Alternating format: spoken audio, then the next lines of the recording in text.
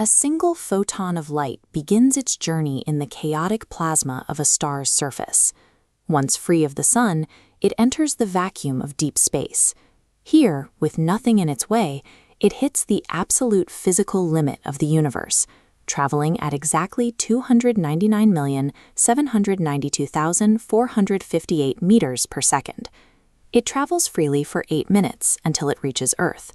But the moment it crashes into our atmosphere and then plunges into a body of water, it physically slows down. While the vacuum is empty, a planet is an obstacle course of matter. To survive the crossing, light has to adjust its path, bending sharply as its speed drops. We observe the results of these collisions every day. Place a pencil in a glass of water, and the submerged half appears severed and shifted to the side. Put a coin at the bottom of that same glass, look through the side, and the metal seems to hover above the bottom. The coin hasn't moved, the light reflecting off it has. As those visual rays cross the boundary between the water and the air, their trajectory bends. Because our human brains are hardwired to assume light always travels in perfectly straight lines, we trace that bent light backward to a false origin. We perceive an optical illusion instead of the physical reality. To understand why this bending happens, imagine a lifeguard standing on a beach. A swimmer is drowning in the ocean, positioned diagonally across from them. On this diagram, drawing a straight line to the swimmer seems ideal, but swimming is much slower than running. The optimal strategy is the bent path. By running farther on sand and pivoting at the red normal line, you minimize time in the slower water. This graph plots the total travel time against every possible entry point on the shoreline, revealing exactly one mathematical minimum. Light behaves exactly like the lifeguard, calculating the specific curved trajectory requiring the absolute shortest time to cross. Fermat's principle reveals that light avoids wasted effort.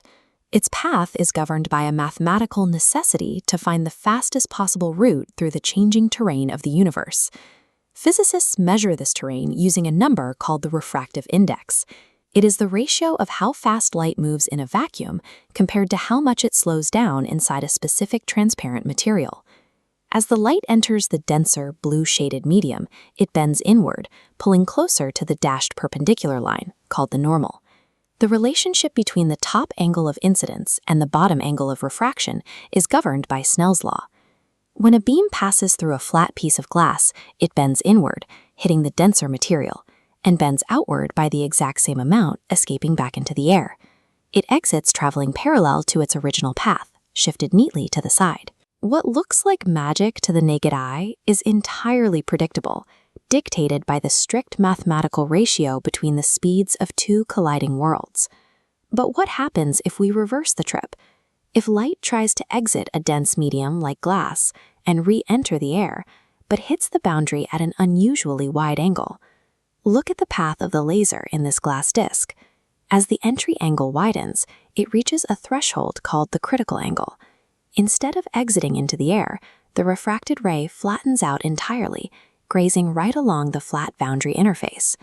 If you push the angle even a fraction of a degree wider, the light cannot escape at all. It reflects completely off the inside of the boundary and ricochets back into the glass. The light is trapped. This mechanism occurs in nature too. On a summer day, blistering asphalt heats the air immediately above the road. This creates layers of air with different densities, a temperature gradient that acts as a series of optical boundaries.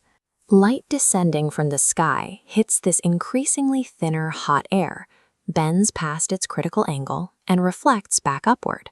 By the time it reaches your eye, you see a shimmering patch of blue sky on the ground. We call it a mirage.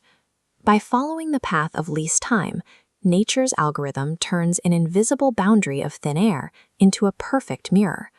Once we understood these rules, we began to engineer them. The intense sparkle of a diamond is a direct manipulation of the critical angle. The jewel is cut precisely to trap light, forcing it to bounce off multiple internal facets before it finally reaches your eye. We scaled this concept up to build the modern communications grid. These massive spools contain optical fibers, microscopic tunnels made of pure glass, designed to force continuous total internal reflection. This trapped light acts as a visual lifeline in medicine. Using flexible tubes like this endoscope, doctors can pipe light down into the stomach, illuminating internal organs without a single incision. By modulating these trapped photons, we encode data. We send thousands of telephone calls and internet signals simultaneously down a single thread of glass, racing across oceans at near the speed of light. By deciphering Fermat's quintuple and the strict geometry of refraction, humanity managed to take the fastest, most elusive entity in the universe and bend it to our will. These principles reveal a universe driven by an underlying logic. To study physics is to understand how nature thinks.